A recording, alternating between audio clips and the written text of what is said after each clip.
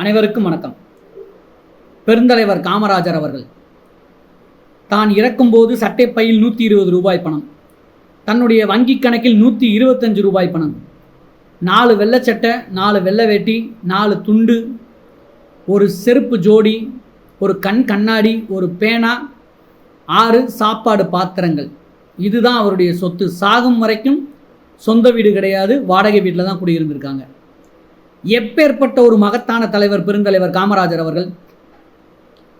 மெத்தப்படுத்த மேதாவியாக இருந்த திருச்சி சிவா படிக்காத மேதை காமராஜர் அவர்களை அவதூறு பரப்புறது என்னால் தாங்கிக் கொள்ள முடியவில்லை, பொறுத்து கொள்ள முடியவில்லை. அதற்குத்தான் இந்த கண்டன பதிவு. திருச்சி சிவா அவர்கள் MA BL, master of arts in English, bachelor of law, இப்படி மெத்தப்படுத்த ஒரு மேதாவி முன்னாள் முதல்வருடைய வாழ்க்கை குறிப்புகளையும் வரலாற்றுகளையும் தவறாக அவதூறு பரப்புவது எவ்வளவு ஒரு வெட்கக்கேடான செயல். திமுகவில் இருக்கும் அனைவரும் பொய் புரட்டு புகார்களை அளிப்பார்கள், அவதூறு பரப்புவார்கள் என்பதற்கு இந்த ஒரு செயலே சான்று. திருச்சி சிவா அவர்களை வன்மையாக கண்டிக்கிறேன்.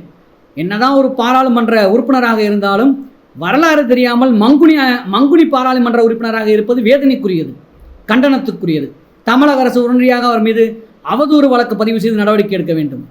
நன்றி.